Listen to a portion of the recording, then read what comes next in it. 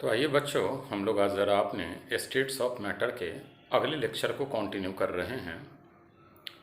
Previous दो lecture में हम लोगों ने प्रेशर, वॉल्यूम ये सब टर्म को समझाया था और फिर आइडियल गैस इक्वेशन से रिलेटेड जितने लॉज थे वो लॉज हमने आपको बताया था। अब फाइनल अगर दो लॉ पे आइए तो एक हम लोगों का था बना हुआ ideal gas equation PV is equal to nRT, जहाँ हमने आपको बताया था कि R जो हमारा होता है ये यूनिवर्सल गैस कांस्टेंट होता है।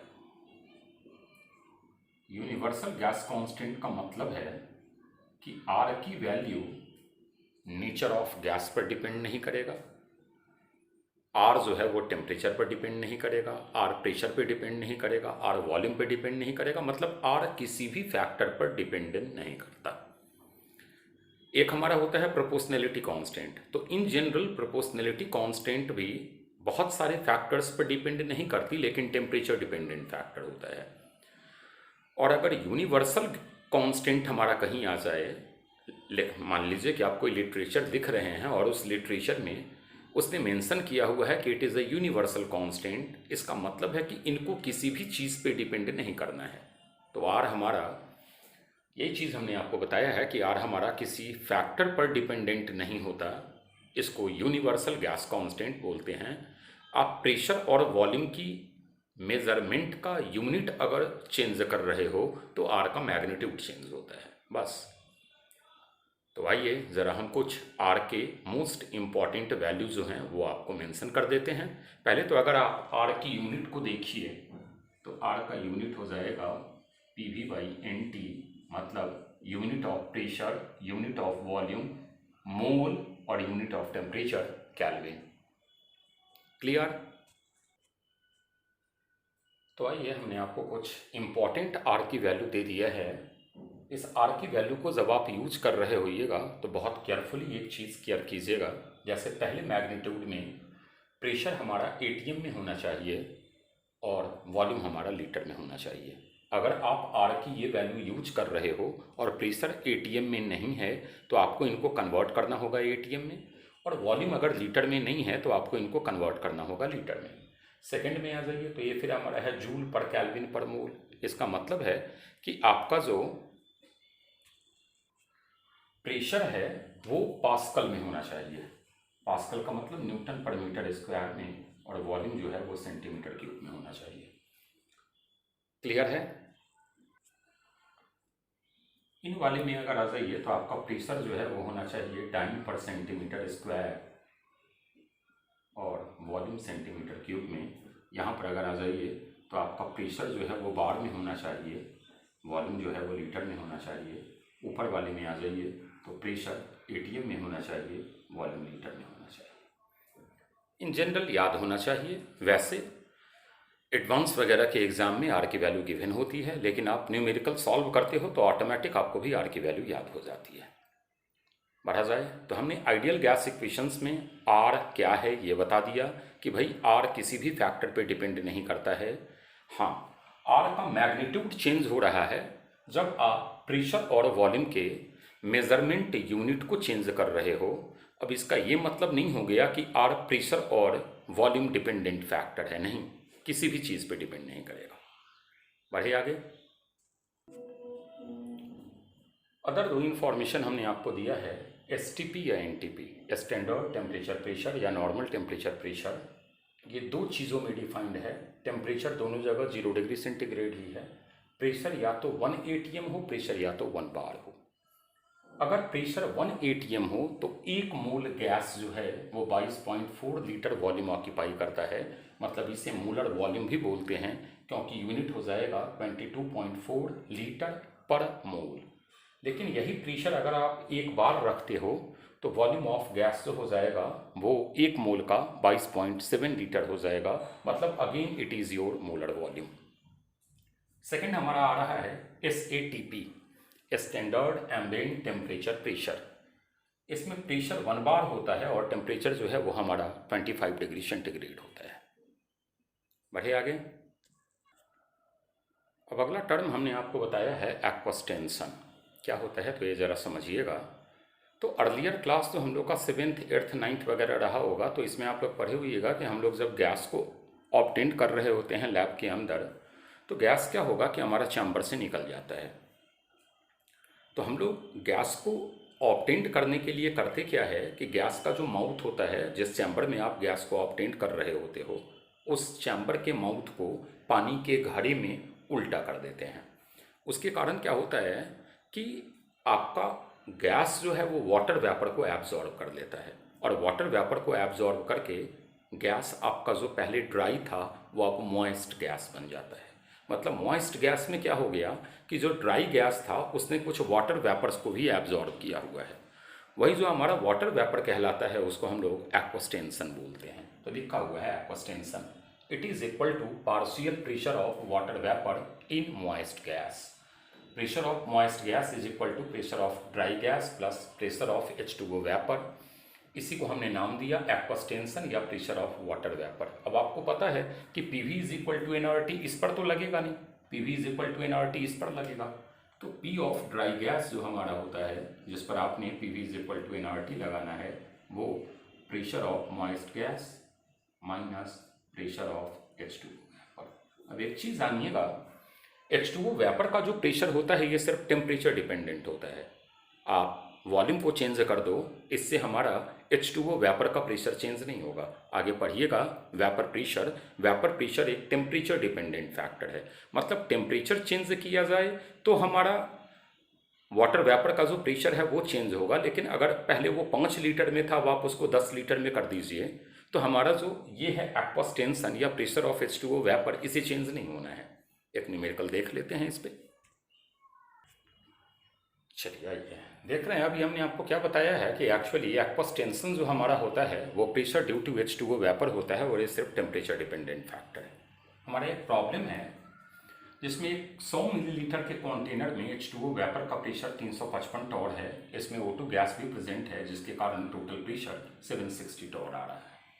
अब कह रहा है कि इस पूरे कंटेंट को 50 मिलीलीटर के कंटेनर में ट्रांसफर कर दिया, टेम्परेचर उसी पर, सेम टेम्परेचर पे। अब नया प्रेशर क्या आएगा? तो ठीक है, अब आ जाइए। तो H2O वेपर और O2 नॉन रिएक्टिंग गैस है, और नॉन रिएक्टिंग गैसेस में डाल्टन्स लॉ पार्शियल प्रेशर लगेगा। तो क्या बताता है कि टोटल प्रेशर जो होता है वो पार्शियल प्रेशर के समीशन के बराबर होता है। तो is equal to pressure due to O2 plus pressure due to H2O vapour. This implies pressure due to O2 is equal to 760 minus 355 is equal to 405 torr. अब एक बात जरा बताइएगा, प्रॉब्लम यहां से हम हटा रहे हैं, समझिएगा।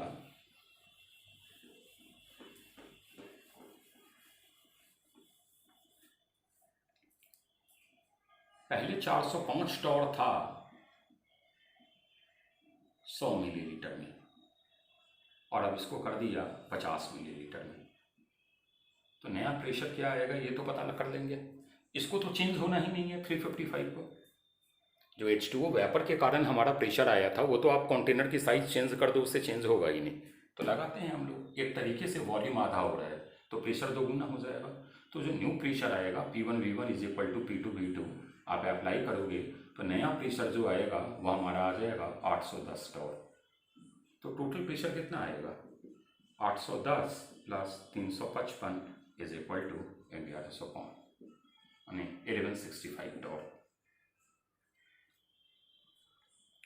उम्मीद करें ये वाली बात समझ में आ गया होगा। अब एक आपने डाल्टन्स लॉ पढ़ा था applicable for non reacting gases, जहाँ पर पी टोटल जो हमारा होता है वो पार्शियल प्रेशर के समीशन के बराबर होता है। फिर हमने पार्शियल प्रेशर निकालने का एक और फॉर्मूला आपको बताया था, P1 V1 plus P2 V2 divided by V1 plus V2, मतलब जो नया वॉल्यूम ऐड करके आ रहा है। वैसे ही partial pressure of B is equal to partial pressure of A is equal to P1 V1 divided by V1 plus V2, और partial pressure of B is equal to P2 V2 divided by V1 plus V2। ठीक है, यहाँ से हम लोगों ने P total निकाला था, PA प्लस PB ऐड करके, तो वो हमारा आ गया था P1 V1 plus P2 V2 divided by V1 plus V2। ठीक है, बढ़े आगे। अब एक और कॉन्सेप्ट जान जाए। मान लीजिए कि आप एयर को हीट कर रहे हो, एयर है और एयर को हीट किया जा रहा है ओपन कंटेनर में।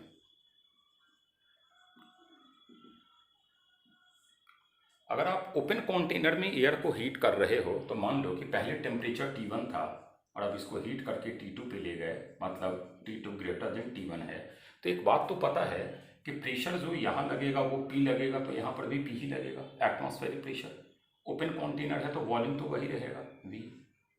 लेकिन मान लीजिए T1 पर एयर का मूल N1 था, तो T2 पर अब जो कंटेनर में एयर बचेगा वो N2 बचेगा, मतलब N2 is your left air in container. अब हम इस पे लगाते हैं PV is equal to NRT first वाली सिचुएशन पे, तो PV is equal to N1RT1। N1 क्या था? प्रेजेंट मोल, कितना बचा हुआ है। और यहां पर अगर लगाओ तो PV is equal to N2RT2। अगर आप इसे सॉल्व कीजिए तो रिलेशन आ गया N1T1 is equal to N2T2। बहुत इंपॉर्टेंट रिलेशन होता है, याद रखिएगा अगर एयर को ओपन कंटेनर में हीट किया जाए। N1 is a mole of air present at temperature T1 and N2 is mole of air present at temperature T2। Clear? एक प्रॉब्लम इस पे भी देख लेते हैं।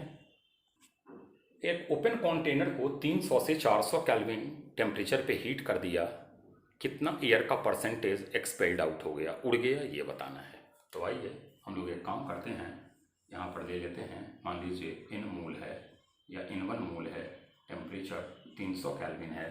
यहाँ पर जो प्रेजेंट मोल है, सॉरी ये खुला हुआ है, यहाँ पर जो हमारा है वो N2 मोल है और ये हमारा 400 केल्विन है। परसेंटेज में आंसर देना है तो एक काम करें, अगर N1 को 1 मोल मान ले तो परसेंटेज में इजीली आंसर आ जाएगा। तो मान लेते हैं हम लोग N1 इज 1 मोल। तो आइए 1 into 300 is equal to N2 into 400, this implies N2 is equal to 3/4।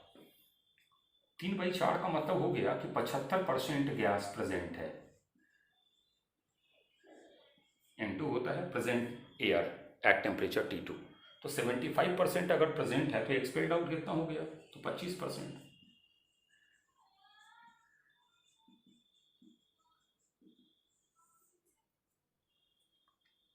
Clear है? बढ़ा जाए आगे। आइए एक न्यूमेरिकल है हमारे पास कि equal mass of CH4 and H2 are mixed in an empty container at 25 degree centigrade, what fraction of total pressure exerted by H2। Gases mixer है और नॉन रिएक्टिंग है, तो डाल्टन्स लॉ लगना है। सवाल हमसे पूछ रहा है कि partial pressure of H2 by P total is equal to what. इसलिए पार्शियल प्रेशर बोले कि गैस का मिक्सर है। अब आ जाइए, एक फॉर्मूला आपने पढ़ा हुआ है, partial pressure of H2 is equal to P total into mole fraction of H2। हम लोग एक काम करते हैं, मतलब एक बात बताइए, हमें मोल फ्रैक्शन ऑफ H2 यहाँ निकालना है, तो mole fraction of H2 is equal to number of moles of H2 by N total. Number equal weight है तो मान लिया W/2 divided by W/2 plus W/16। ये ना होगा टोटल मोल, मीथेन का मॉलिक्यूलर मास 16, तो इज इक्वल टू हमारा आ गया W/2, 16 हमारा LCM हो जाएगा और ये आ जाएगा 9W इज इक्वल टू 8/9।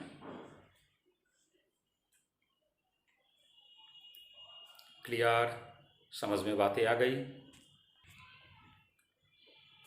अब आ जाइए हम लोग अपने गैस के एक अगले प्रॉपर्टी पे आते हैं, डिफ्यूज़न और रिफ्यूज़न। अर्लियर हमने गैस के कैरेक्टरिस्टिक्स में डिस्कस किया था, यहाँ थोड़ा डिफाइन कर रहे हैं।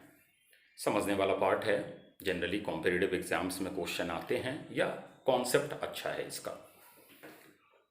क्या बोलता है डिफ्यूज़न, ये जरा सुनिएगा कि यह 2 या 2 से ज़्यादा गैसेस की मिक्सिंग एबिलिटी होती है, मिक्स होने की एबिलिटी होती है। हमने थर्मोडायनामिक्स में भी बताया हुआ है कि एक्चुअली इससे हमारा इंट्रोपी बढ़ता है, इसलिए गैस मिक्स होता है। क्यों मिक्स हो रहा है? तो यहाँ हमने अपने पार्शियल प्रेशर कॉन्सेप्ट को यूज़ किया है। Due to partial pressure difference, जिसमें गैस हमारा हाई पार्शियल प्रेशर से लो पार्शियल प्रेशर की तरफ मूव करेगा और ये मूविंग टेंडेंसी तब तक चलती रहेगी जब तक कि हमारा जो ये प्रेशर है वो हर जगह का, जहाँ तक ये डिफ्यूज्ड हुआ है वहाँ तक ये इसे सेम नहीं कर दे, इक्वल नहीं बना दे। जबकि इफ्यूज़न जो हमारा होता है वह लीकिंग होता है गैस का एक स्मॉल सरफेस एरिया से। क्लियर?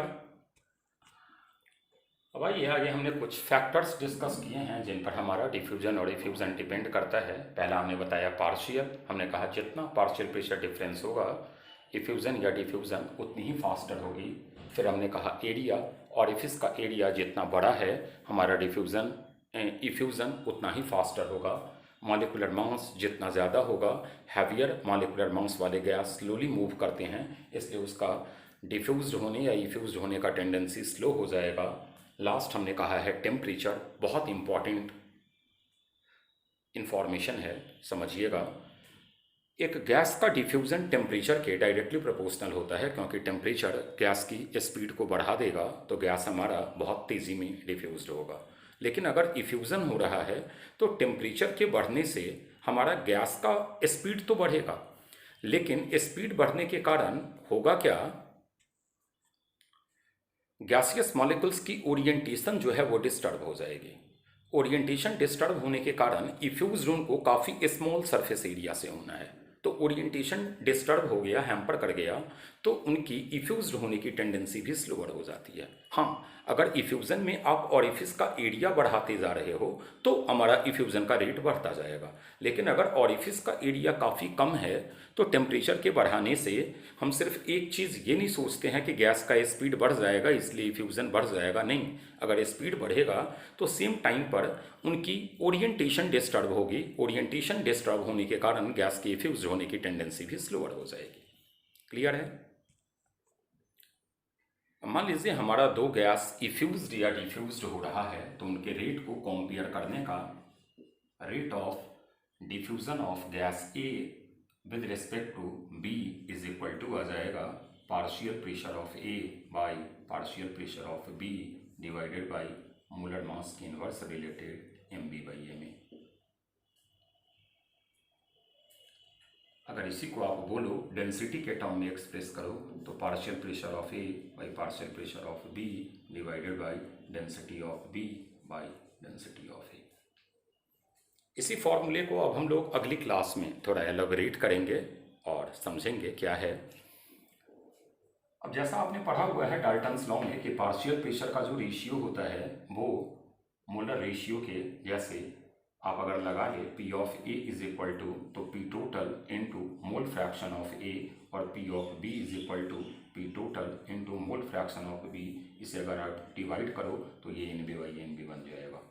तो मान लीजिए कि पार्शियल प्रेशर का रेशियो मोलर रेशियो के डायरेक्टली रिलेटेड होता है, तो N A by N B into M B by M A is equal to, यहाँ पर भी आप चाहो तो N A by N B into M B by M ए।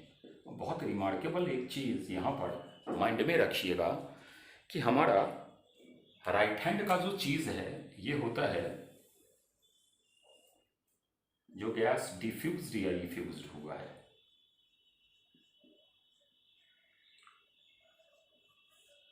और ये हमारा है जिस पर ओरिजिनली गैस प्रेजेंट होता है।